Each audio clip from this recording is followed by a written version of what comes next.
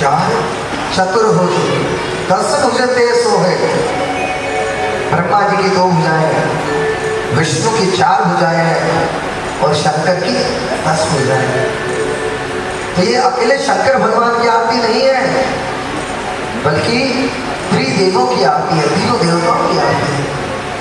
कहीं से भी शुरू से लेकर आखिर तक कोई भी लाइन उठा लीजिए,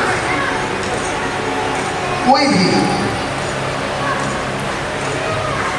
हर एक एक अक्षर में, एक एक लाइन में उन तीनों का वर्णन होगा, क्योंकि वो तीनों एक है, वो तीनों एक है। ब्रह्मा जी कहते हैं तुम्हें ये बात समझ में क्यों नहीं आई? अब शंकर भगवान यज्ञ पूरा करवाते हैं। ब्राह्मणों ने कहा प्रभु बिना यजमान के ये कैसे पूरा हो सकता है? अब दक्ष प्रजापति को बकरे का सिर लगाया जाता है, और जब वो बकरा भगवान की स्तुति करने लगता है तो मुख से बौ बौ बौ बौ ऐसे शब्द निकलते हैं जिसे सुनकर शंकर भगवान बड़े प्रसन्न, तब से ही बम बम बम बोलने की परंपरा प्रारंभ होती है। और कहा कि बम भोले बम भोले बम बम बम भोले बम भोले बम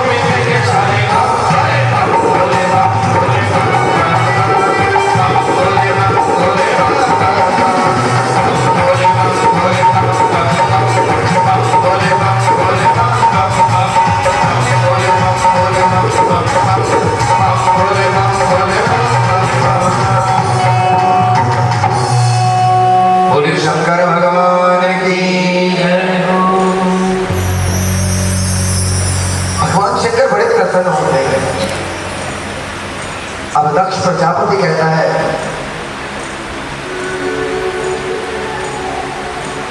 कि प्रभु देखिए सब श्राप की पूर्ति के कारण हुआ।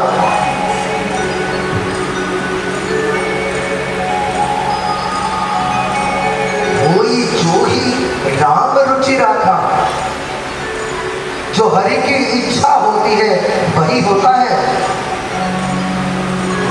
तुलसीदास जी कहते हैं कि तुलसी भरोसे राम के, तुलसी भरोसे राम के, निर्भय होके सोई, और अनहोनी होनी नहीं, होनी है सो होई। जो होना है उसे संसार में कोई भी व्यक्ति नहीं टाल सकता।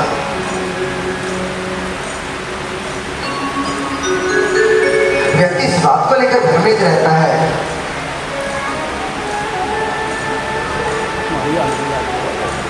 मन में बार बार ये सोचता है मैंने ये कर दिया, मैंने वो कर दिया, लेकिन करने वाला तो वो है ही नहीं। जो कुछ होता है वो हरि कृपा से होता है।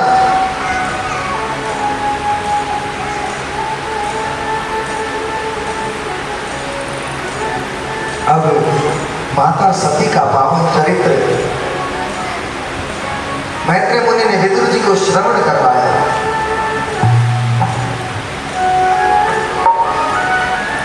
अब मैत्रेय मुनि कहते हैं विदुर, मैंने आपको मनु महाराज की 3 बेटियों के बारे में बताया था। उनके 2 बेटे थे, प्रियव्रत और उत्तानपाद।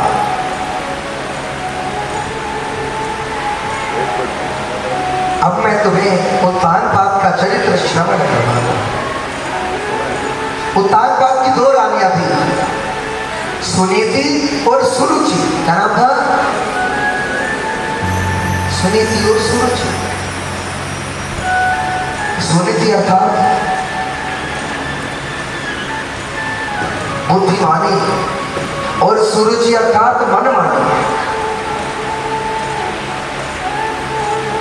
पर हमेशा बुद्धिमानी पर मनमानी हावी रहती है।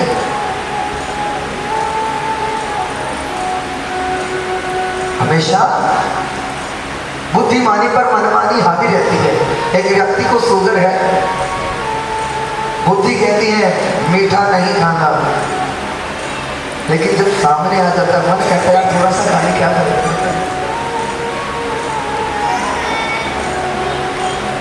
तो बुद्धिमानी के ऊपर मनमानी हमेशा हावी रहती है। ऐसा ही है ना? यही हुआ उत्तानपाद। देखो ये कथा जीने का सलीका सिखाती है। उत्तानपाद कौन है? आप सब उत्तानपाद हैं। आप सब उत्तानपाद हो। उत्तानपाद यानी सिर नीचे पैर ऊपर, और माता के गर्भ में सबका सिर नीचे होता और पैर ऊपर होते। और भक्तों, सुनीति के यहाँ ध्रुव पैदा होता है, अर्थात जो अच्छी बुद्धि वाला होता है, जो उस बुद्धि को अच्छी जगह पर लगाता है, उसी के यहाँ प्रभु की भक्ति जन्म लेती है। अन्यथा मनमानी तो व्यक्ति को बुरे कर्मों की तरफ लेकर जाता है।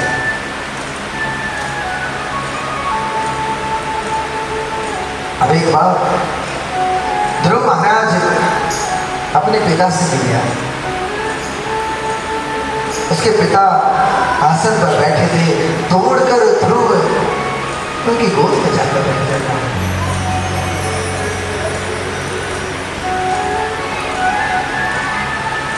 उनकी गोद में बैठ जाता है। सोते ही मां सुरुचि आती है, ध्रुव का हाथ पकड़कर उसे नीचे उठाती है। कहती है अरे अगर यहां बैठना है तो मेरी कोख से जन्म लेना होगा। जा भगवान से प्रार्थना कर कि अगली बार तुझे मेरी कोख से जन्म दे।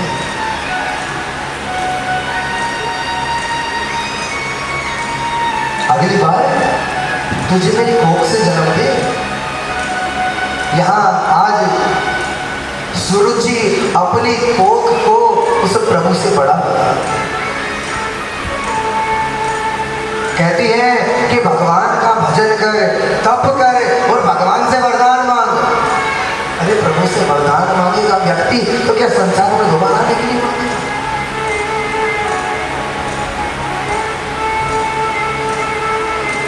मौसी के वचनों का प्रभाव ध्रुव के हृदय पर पड़ता है।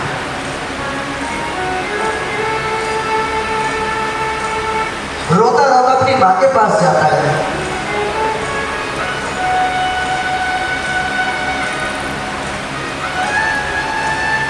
जिस प्रकार सूती जी मां ने ऐसे शब्दों का प्रहार किया जो मुस्कुराता हुआ चेहरा एक कमल के समान खिला हुआ था, अब वो मुरझा गया।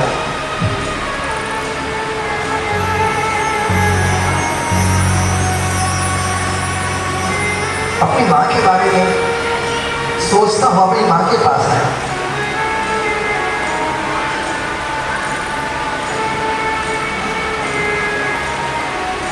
सारी बात अपनी मां को बताता है, सुनीति को बताता है।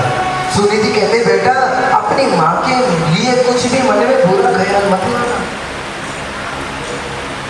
अरे नहीं तेरी मां है, डांट दिया तो क्या हुआ, मां का अधिकार है।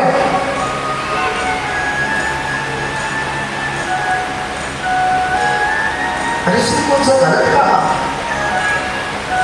ध्रुव कहता है मां उसने तुझे गाली दी, मुझे गाली दी। अपने आप की गाली तो सुन लो, लेकिन तुमको गाली को कैसे सुनो? अब सुने थी मां समझाने लगते बेटा एक महात्मा था और जब बाजार से निकल कर जाता सब उसे गालियां देते, कोई पत्थर मारता। एक सज्जन व्यक्ति वहां खड़ा था जो सब कुछ देखता। एक दिन महात्मा से कहने लगा महात्मा तुम इन बच्चों को डांटते क्यों नहीं? ये तुम्हें गालियां देते हैं, पत्थर मारते हैं, इन्हें डांटो। तो जो वो महोदय ये बात कह रहे थे उनके कंधे पर एक कपड़ा लटका हुआ था, पहने हुए थे, जैसे गमछा पहनते ना ऐसा ही। महात्मा कहते महाराज ये कपड़ा दीजिएगा मुझे और इसका वजन कीजिए। वो व्यक्ति उस कपड़े का वजन करता है।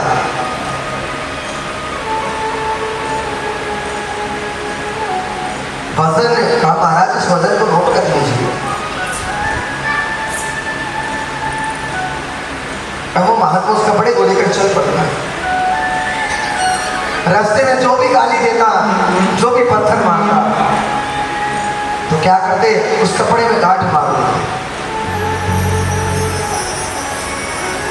जिसने गाली दी उस कपड़े में गांठ लगा दी। अब भक्तों घूम कर वापिस वहीं आते हैं उस व्यक्ति के पास। कहते बंधु इस कपड़े को तोड़ने जरा कितना वजन पड़ा है इसका। उस व्यक्ति ने कपड़े को तोड़ा तो उसका वजन जोक का क्यों था?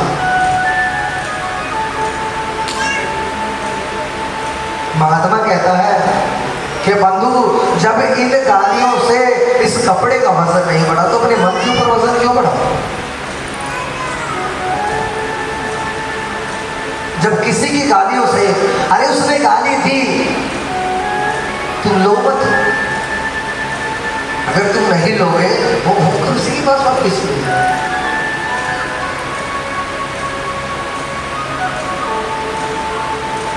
और बेटा उस भगवान का भजन कर। अब पूछते हैं भगवान कहाँ है?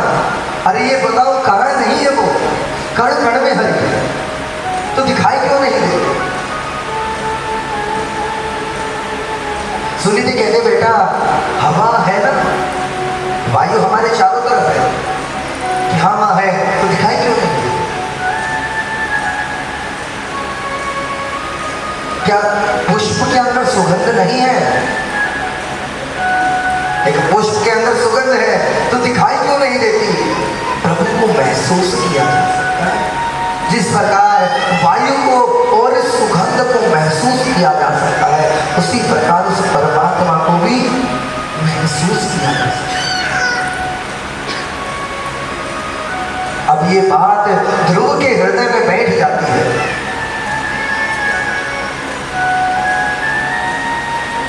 रात्रि के समय ध्रुव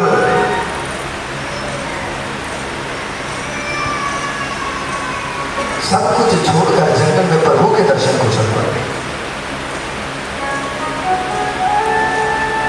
देखिए भक्तों, पिछले जन्म के संस्कार पुष्ट होते हैं व्यक्ति के। जब किसी की बात हृदय पर लगती है और प्रभु की भक्ति जागृत हो जाती है।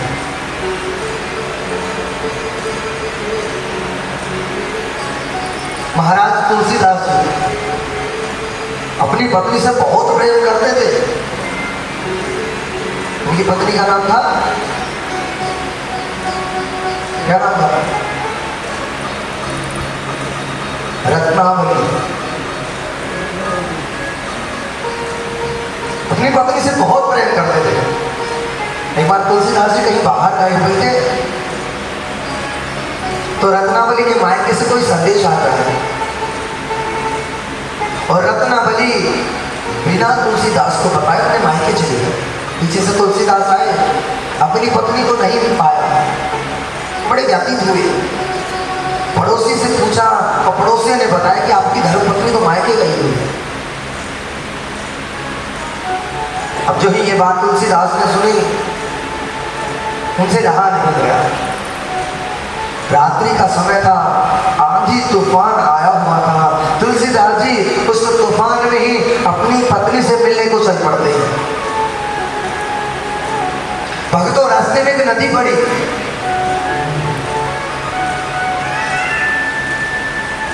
अब नदी पार करने के लिए तुलसीदास जी एक लकड़ी का सहारा लेते हैं। जब घर पर पहुंचे, क्योंकि नदी के बिल्कुल पास में ही उनका ससुराल था, तूफान आया हुआ था, आंधी आई हुई थी, सब दरवाजे बंद थे। बाहर का दरवाजा बार बार बजाया, किसी ने नहीं सुना। तो दरवाजे के पास एक रस्सी लटक रही थी, उससे चढ़कर अंदर जाते हैं। अंदर जाकर रत्नावली को उठाते हैं।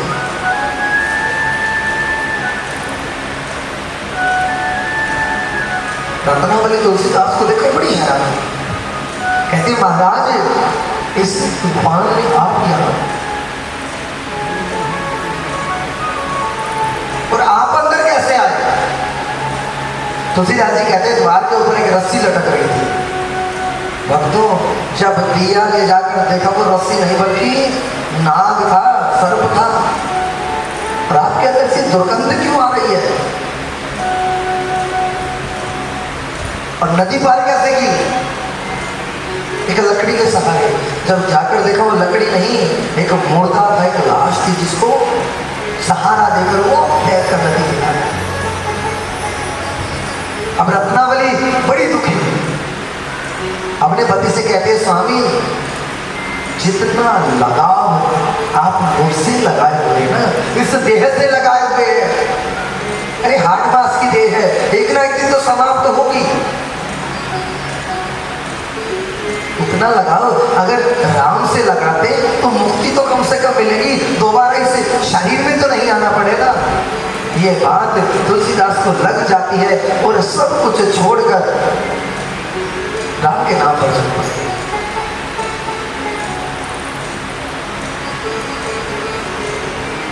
इतने बड़े राम भक्त होते हैं। कई बार राजा ने पकड़ लिया, मुगल काल था जब उनका जन्म हुआ, उनको जेल के अंदर बंद कर दिया। जेल के अंदर बंद करते ही तुलसीदास जी हनुमान चालीसा का निर्माण करते हैं। और जो ये हनुमान चालीसा पढ़ते हैं, उस जेल के चारों तरफ इतने बंदर आ जाते हैं, इतने बंदर आ जाते हैं कि तुलसीदास को मुक्त करना पड़ जाता है। इतने भक्त हुए प्रभु। भक्तों, भगवान प्रमाण देते हैं, मैं हूं इस मुद्रा पर प्रत्यक्ष। अभी सबके फोनों में घटना चल रही है, पता नहीं आपने देखी या नहीं देखी। राम मंदिर आवधपुरी, एक फिल्म के अंदर भी ये सीन आया और ये सत्य है, कोई मिथ्या नहीं, कोई झूठ नहीं है। हनुमानगढ़ी है अवधपुरी में। अयोध्या कौन कौन गया? आप बताओ। हनुमानगढ़ी है।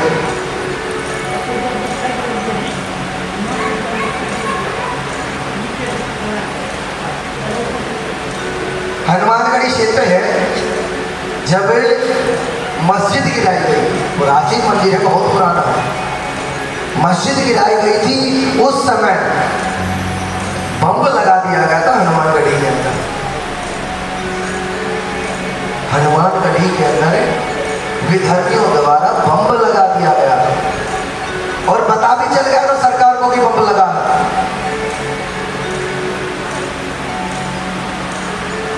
जितने बम थे वो पकड़ लिया गया, उसे बता दिया कि इतने बम लगाए हैं, लेकिन ये नहीं बताया कहाँ लगाए। 3 या 4 बम थे, 3 थे, 2 मिल गए थे, 1 रह गया था। सब जगह ढूंढ लिया, कहीं भी बम नहीं मिला। एक छोटा सा बंदर पानी के जो वाटर कूलर होता है ना, उसके पास बैठा था। ये सत्य है, ये कोई मिथ्या नहीं है, झूठ नहीं है। एक बंदर वाटर कूलर के पास बैठा था, सब जगह चेक किया, उस वाटर कूलर के पास चेक नहीं किया। तो उन्होंने सोचा यही होगा कुछ, उस बंदर को मारने के लिए चाहते हैं। एक व्यक्ति कहता मारो मत, इसे कुछ दे दो, ये चला जाएगा। उस बंदर को केला दिया गया, जो ही बंदर उनको देखता वो केला लेता है, केला भी वही छोड़कर चला जाता है। भक्तों, जब उस वाटर कूलर को चेक किया, उसके अंदर बम था और वो बम 3 सेकंड के ऊपर रुका हुआ था। उस बंदर ने उस बम के तार काट दिए थे मुंह से। बंदर को क्या पता कौन सा तार काटना है। 3 सेकंड पहले वो बम डिफ्यूज कर दिया, वो भी किसने? बंदर ने। जब उन्होंने जो वो ऑफिसर गए थे, उन्होंने बंदर को ढूंढा, वो बंदर हनुमान जी के शिखर के ऊपर दिखाई दिया, उसके बाद वो बंदर भी दिखाई नहीं दिया। ये प्रत्यक्ष प्रमाण है कि हरि है, प्रत्यक्ष प्रमाण है। एक मूवी बनी है, उसके अंदर भी ये मतलब चलचित्र दिखाया गया है। तो व्यक्ति को अगर अभिमान है कि परमात्मा यहां नहीं, वो कण कण में है। अब तुलसीदास की तरह ही ध्रुव के मन में वो मौसी के शब्द कटार की तरह चलते हैं और सब कुछ छोड़कर चल पड़ता है। रास्ते में नारद जी मिलते हैं। अब नारद जी पूछते बेटा कहाँ जा रहे हो? आज के समय में अगर छोटी मोटी खटपट हो जाए ना, घर से तुरंत छोड़ देते हैं, तुरंत बाबा बनने चल पड़ते हैं।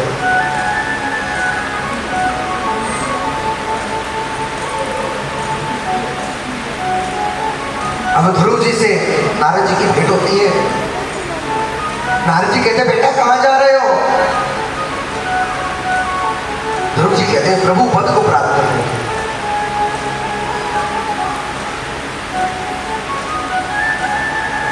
इतना आसान नहीं है प्रभु पद को प्राप्त करना। अरे बेटा अपने घर पे जाओ, खिलौने लो, खेलो, अभी तुम्हारी खेलने की उम्र है, कोई भजन करने की उम्र नहीं है। बहुत सुंदर उपदेश दिया। अब ध्रुव जी कहते हैं कि महाराज जिसका हृदय छलनी हो गया हो ना, छलनी में गोरस नहीं रुकता, गोरस यानी दूध। अगर गाय दुहने के लिए छलनी लेकर बैठो तो सारा नीचे गिरेगा। प्रभु मेरा ये हृदय छलनी हो चुका है, आपकी मीठी मीठी बातें मेरे हृदय में नहीं रुकेगी। नारद जी समझ गए, हाँ प्रभु पद को प्राप्त कर पाएगा। अब द्वादशाक्षर मंत्र का ज्ञान देते हैं। द्वादशाक्षर मंत्र कौन सा पता है? और अष्टाक्षर मंत्र?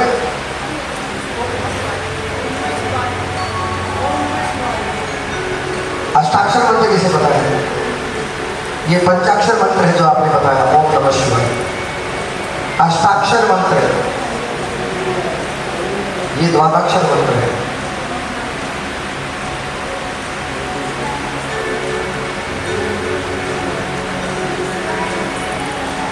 शिवाय नमस्तुभ्यं नहीं, ओम नमो नारायणाय, यह अष्टाक्षर मंत्र ओम नमो नारायणाय। द्वादशाक्षर मंत्र है ओम नमो भगवते वासुदेवाय। पंचाक्षर मंत्र है ओम नमः शिवाय। निवारण मंत्र है ओम ऐं ह्रीं क्लीं चामुंडायै विद्महे। और 16 मंत्र, 16 मंत्र पता कौन सा? 16 मंत्र जिसे आप गा भी सकते हो। अब ध्रुव जी को उपदेश देते हैं 12 मंत्र का, और प्रभु को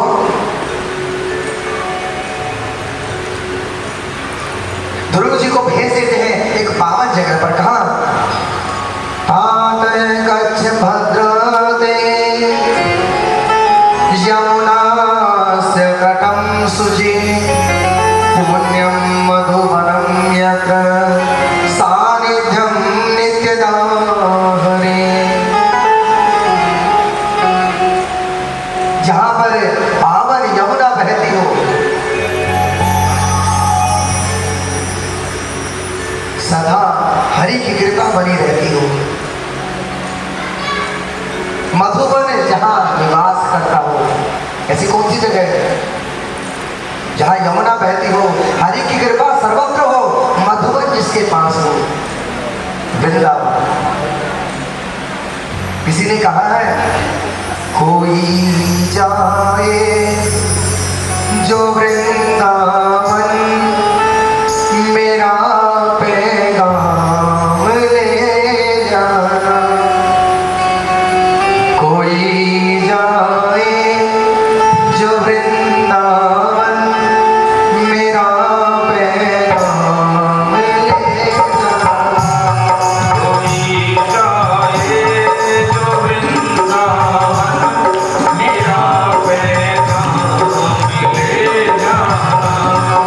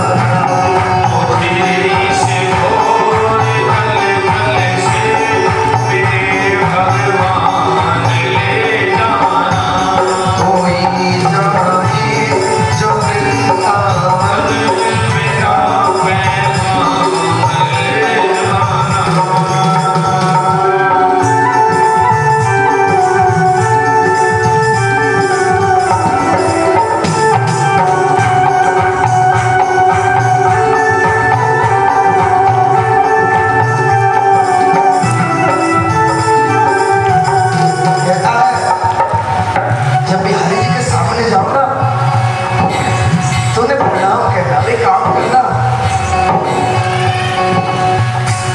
जब उनके सामने जाओ तो उनको देखते रहना।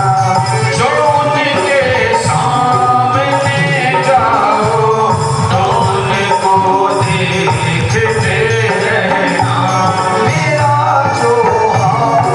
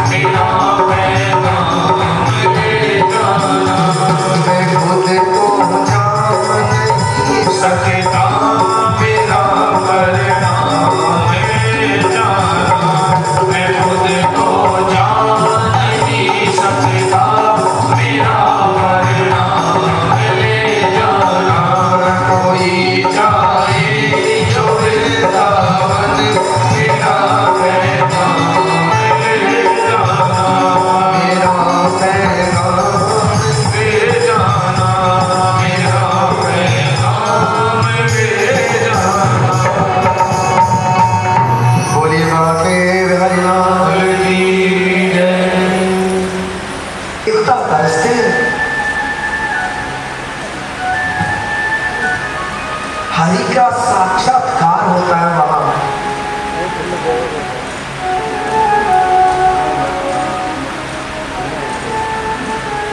एक एक क्षण जो व्यक्ति वृंदावन में बिताता है ना, ये मालूम गोलोक धाम में एक क्षण बिताता है।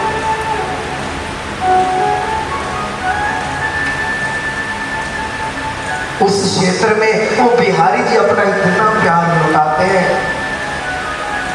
एक व्यक्ति ऐसा नहीं जिसको वो दर्शन ना।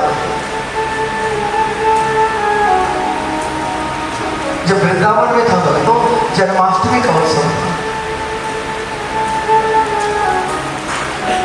हरि का व्रत रखा, निर्जला व्रत रखा, अकेला रहता था। ये सत्य है जो मेरे साथ व्यतीत हुआ वही बताता हूं। वो भाव ऐसे जागृत नहीं होता, वो प्यारा जब जागृत करता तभी जागृत होता है।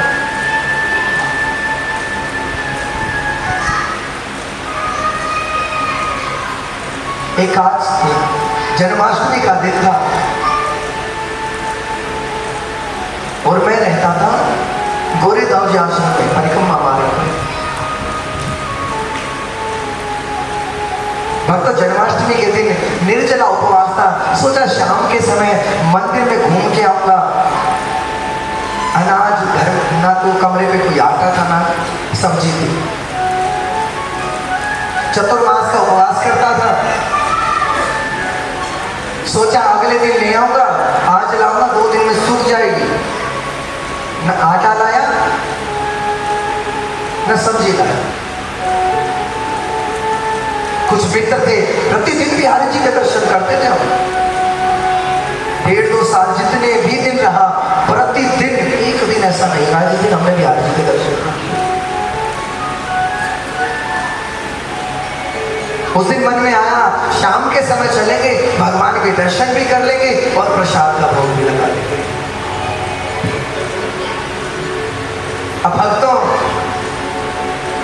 मिठाई की दुकान से सफेद मलाई के लड्डू खरीदता हूं। मन में एक भाव था, वृंदावन में गोसाई जी भोग लगाकर वापस दे देते हैं। ये लड्डू भोग लगाता भगवान को, मुझे वापस मिल जाएंगे, मैं खा लूंगा, मेरा उपवास हो जाएगा। अब भक्तों, मैं और मेरा मित्र शाम के 8-8:30 का समय था, बिहारी जी के मंदिर में जाते हैं। जाकर पता चलो बिहारी जी के कपाट लग गए। रात को 1 बजे खुले। रात को 1 बजे तक मेरा आश्रम बंद हो जाता था। फिर पास में स्नेह बिहारी है, वहां भी कपाट लग गए, पर्दा लग गया। राधा वल्लभ जी में भी पर्दा लग गया। कहीं भी भूख नहीं लगा। फिर सोचा जहां मैं रहता हूँ गोरेदाव जी का मंदिर है, वहां भोग लगवा दो, क्योंकि बिना भोग के जन्माष्टमी के दिन पाऊंगा नहीं।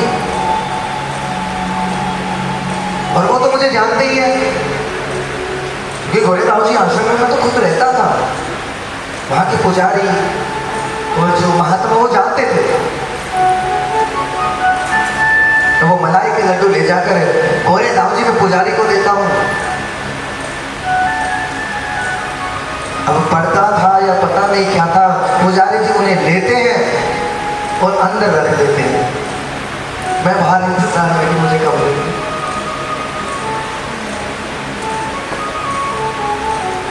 भक्तों, कीर्तन चल रहा था, कीर्तन में बैठ जाते हैं। कीर्तन शुरू होता है, रात्रि 12 बज जाते हैं। 12 बजते ही जन्म होता है।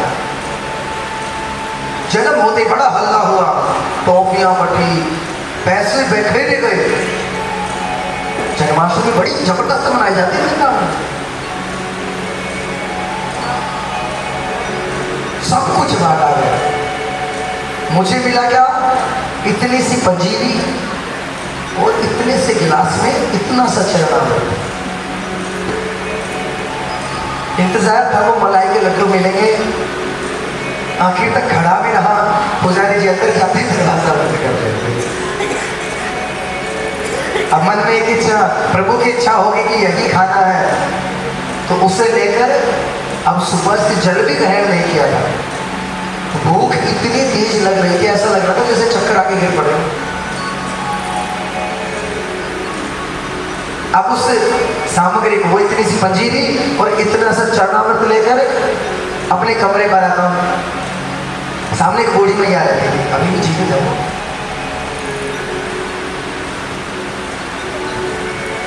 अभी वृंदावन तो उन्होंने छोड़ दिया, वो यहाँ की पलवल के आसपास क्षेत्र में रहती है। वो बूढ़ी मैया है, उनसे चला नहीं जाता। तो मन में इच्छा आई क्यों ना कुछ चरणामृत, क्योंकि बूढ़ी मैया है, कहीं कहीं तो होंगी नहीं है, उसमें से भी आधा चरणामृत और आधा प्रसाद उस मैया को देकर आकर दरवाजा बंद करके और लेट जाए। क्योंकि मुझे पता था कुछ खा ना तो बना सकता हूँ ना कुछ अब मिलेगा। बाकी तो 15 मिनट हो गए, नींद आ ही नहीं रही, क्योंकि भूखे बदल ना हो गोपाल या ले अपनी घंटी बात। 15 मिनट के बाद मेरा दरवाजा खटखटाया जाता है। वो बूढ़ी मैया आती है, लल्ला, लल्ला कहती थी मुझे, मैं नमस्कार करता था, कहती थी कि तुम ब्राह्मण हो, हम तुम्हें नमस्कार करेंगे, तुमने मत किया। जब दरवाजा खटखटाया, लल्ला, मैंने दरवाजा खोला, हाँ भैया। तो भक्तों, उस मैया के हाथ में प्लेट, एक थाली थी। उस थाली में पता क्या था? कुछ फल और मलाई की लड्डू। कुछ फल और मलाई के लड्डू जो मैं खाने की इच्छा कर रहा था, जो प्रभु को अर्पित करके आया था, वही जो के तो यहाँ तक कि जो आकार तो वही आकार। मैंने पूछा भैया सोई नहीं? कि लल्ला सो गई थी, तूने चरणामृत दिया, तूने प्रसाद दिया, मैंने ग्रहण किया, उपवास खोला, मैं लेट गई। सोने वाली थी, आंख बंद हुई, नींद भी आ गई थी, क्योंकि 15-20 मिनट के बाद मैया आई। ऐसा लगा किसी ने मेरे को कहा हो कि मैया अपने आप को खा लिया। लल्ला से पूछा, मैया ने कहा ये, ऐसा लगा किसी ने कहा कि मैया अपने आप को खा लिया। उस लल्ला से पूछा खाया या नहीं खाया? तो ये लल्ला तुरंत उठती हूँ, सारा सामान जो बचा था रखती हूँ तेरे पास आके। उसकी कृपा नहीं तो क्या है? ये वो कृपा है जो प्रत्यक्ष महसूस।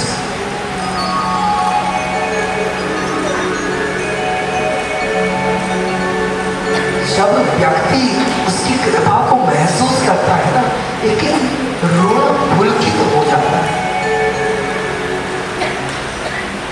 उस वृंदावन क्षेत्र को एक जगह मत समझो, कोई जगह नहीं है वो, विडंबना है, एक पर्यटक क्षेत्र बना दिया। आज भी जितनी प्रतिमाएं तुम देखते हो, राधा वल्लभ, राधा रमण बिहारी जी, एक भी प्रतिमा ऐसी नहीं तो किसी ने बनाई हो, सब प्रकट है। न बिहारी जी का निर्माण किसी ने किया, न राधा रमण का, न राधा वल्लभ का, न राधा दामोदर का, न मदन मोहन का, सब भाव से प्रकट किए गए। वो वृंदावन है, वो क्षेत्र ऐसा है, उसको भगवान को चढ़ाने की आवश्यकता नहीं है, तुम्हें दिखावे की जरूरत नहीं है। अंदर जाएंगे, पुजारी जी से पूजा करवा के, उसे पता है कौन आया है। उस क्षेत्र में जब घुसते हो ना, बिहारी जी को पता चल जाता है उन्हें क्या भाव लेकर प्रवेश करना, क्योंकि उसका क्षेत्र है, निवास करना तो वहां।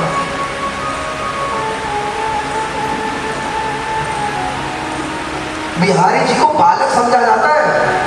अकेला ऐसा मंदिर है जहां मंगला आरती नहीं होती बिहारी जी में, सुबह की आरती नहीं होती वहां। वो कहते हैं लल्ला है, सुबह उठाएंगे तो पूरा दिन परेशान रहेगा, इसलिए मंगला आरती नहीं करते, अपनी इच्छा से जब उठेगा। अकेला ऐसा मंदिर जो 8 बजे खुलता है। पीछे सरकार ने 4 बजे खोलने की अनुमति दी, मंदिर में ऐसा कुछ हुआ ही नहीं, मंदिर नहीं खुला। इतने चमत्कार है वहां के कि अगर गिनाऊं ना तो 2 दिन तो चमत्कार गिनवाने में चले गए।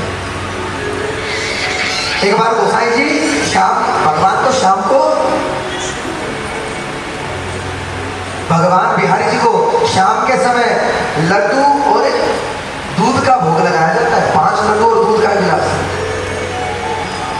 राजा हो और बालक है, कहते हैं बालक को बार बार भूख लगती है, इसलिए हर थोड़ी देर बाद भगवान को भोग लगाया जाता है, हर थोड़ी देर बाद।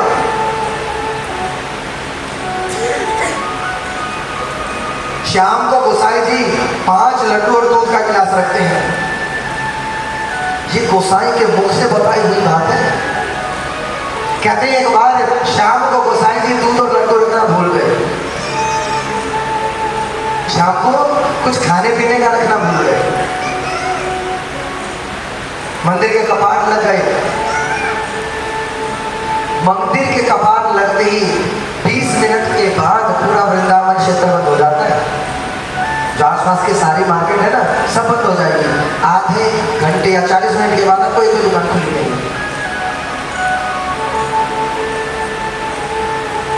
अब मंदिर के कपाट लग गए, सिर्फ एक हलवाई की दुकान खुली थी, बिल्कुल पास वाले।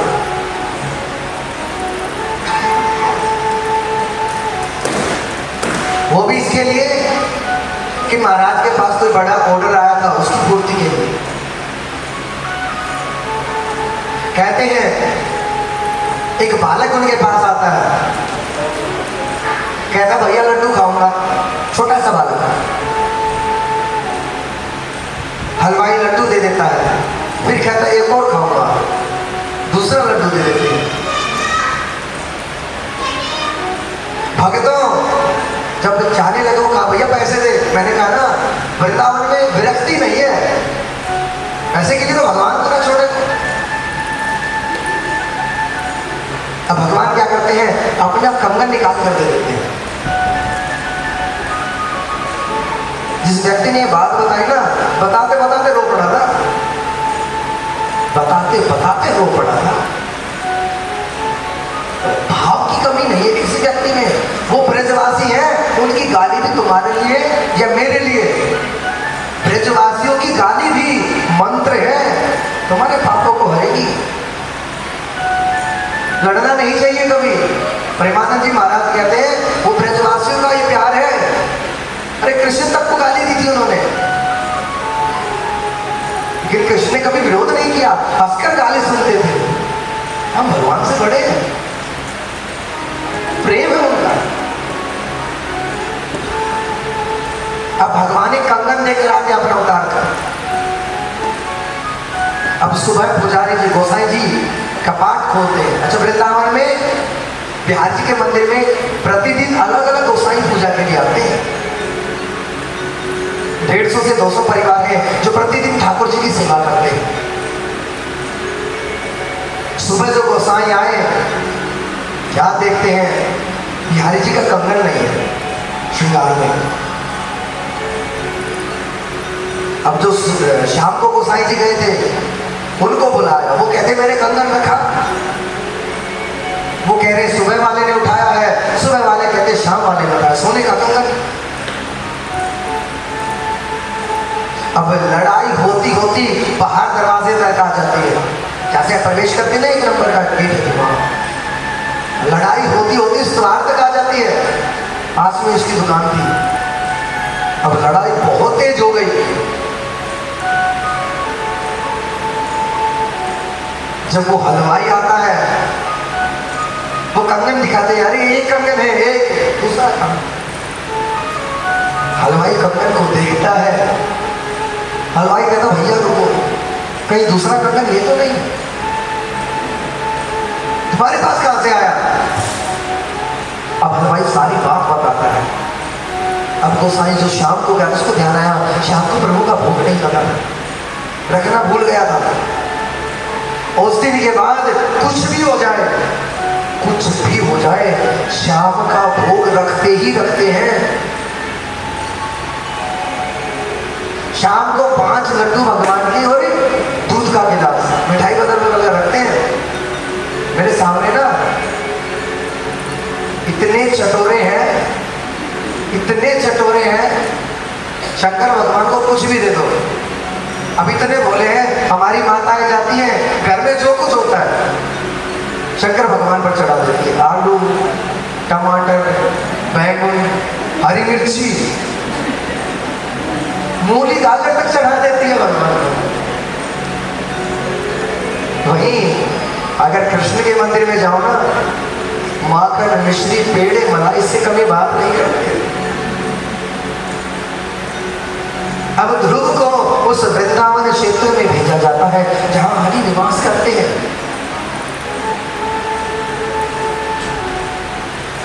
ध्रुव जी समाधि लगाते हैं। पहले महीने में 3 दिन में एक बार फलाहार करते हैं, 3 दिन में एक बार फल। दूसरा महीना आता है, दूसरा महीना आया, नियम कठोर कर देते हैं। अब 6 दिन में एक बार, 6 दिन में एक बार वृक्ष के पत्ते या हरी घास। भक्तों, तीसरा महीना आता है, नियम और कठोर कर देते हैं। 9 दिन में एक बार बस यमुना जी का जल। भक्तों, चौथा महीना आया, नियम और कठोर कर दिया। 12 दिन में एक बार वायु का आहार, 12 दिन में एक बार सांस लेते। और 5वां महीना आया, नियम और कठोर कर दिया। पैर के अंगूठे के ऊपर खड़े हैं और वो वायु का आहार लेना भी बंद कर दिया। इतने बड़े, ये छोटा सा बालक बड़े बड़े योगियों को मान दे गया। एक हम है जो भरत के नाम पर अपना भरत करते हैं।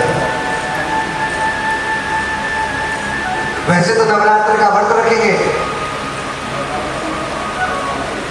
सुबह खीर, दोपहर को पूड़ी, शाम को पकौड़ी। अच्छा, कुछ माताएं ऐसी हैं जो कहती हैं मैं तो पहला और आखिरी करूंगी। बीच वालों ने क्या बिगाड़ा तुम्हारा? अरे पहला उपवास कर लिया, आखिरी कर लिया। कितने ऐसा जो करते हैं? हाथ उठाओ, ईमानदारी से हाथ उठाना जो पहला और आखिरी करते हैं। कुछ शर्म से भी हाथ नहीं उठा रहे हैं, मैं जानता हूं। भक्तों, एक बात कहूंगा, जरूरी नहीं तुम उपवास करो, जरूरी नहीं है। भोजन का उपवास नहीं है। वो व्रत नहीं कि तुम अन्न छोड़ो। अरे पेट भर के भोजन करो, भूखे वजन ना है गोपाला, जाने अपनी कंठी माला। जो समर्थमान हो वो तो करे, अन्यथा एक समय भोजन करके भी तुम उपवास कर सकते हो। चुगली छोड़ना भी उपवास है। एक दिन के लिए मैं कुछ नहीं बोलूंगी, वो भी कौन व्रत है? तो अनाज छोड़ना व्रत नहीं है। कोई भी बुरा व्यवहार छोड़ोगे वो भी व्रत है। इतना कठोर तप करते हैं ध्रुव जी महाराज। अब भक्तों, प्रभु हरि नारायण, ब्रह्मांड डोल गया। हरि नारायण ध्रुव के दर्शन को, उस बाल भगत के दर्शन को दौड़ पड़े। अब जो ही नारायण हरि उस बाल भगत के सामने खड़े हैं,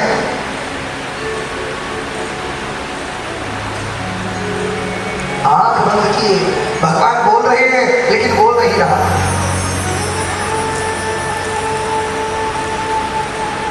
अब हरि क्या करते हैं? जो ध्रुव को हृदय के अंदर प्रभु की छवि दिखाई दे रही थी, उसे विलुप्त करते हैं।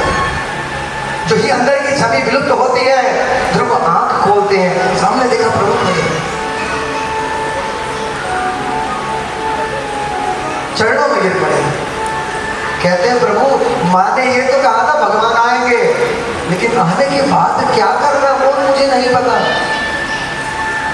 मंत्रहीनम क्रियाहीनम भक्तिहीनम सुरेश्वरा यद पूजितम मया देवो परिपूर्णम तदस्तु मे। हे प्रभु, न मंत्र जानता हूँ न भक्ति जानता हूँ, क्या करूँ? अब नारायण अपना शंख कपोल पर छूते हैं, गाल पर छूते हैं ध्रुव के, कहते हैं मूकं करोति वाचालं पंगो लंघयते गिरिं यत् कृपातमहं